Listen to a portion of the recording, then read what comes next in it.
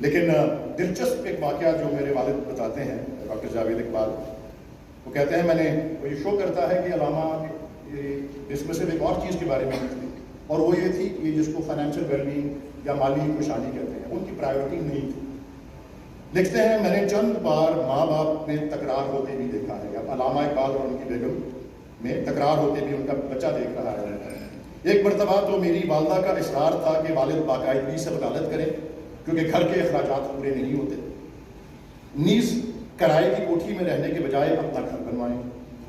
یہ منظر اب تک میری نگاہوں کے سامنے ہے کہ میری والدہ میرے والد کے ذاتی کمرے میں کھڑی انہیں کوس رہی ہیں اور روتے ہوئے کہہ رہی ہیں کہ میں اس گھر میں ایک لانڈی کی طرح کام کرتی ہوں اور ساتھ ہی پیسے بچانے کی کوشش میں لگی رہتی ہوں۔ دوسری طرف آپ ہیں کہ بجائے نیک نیتی سے کچھ کام کریں،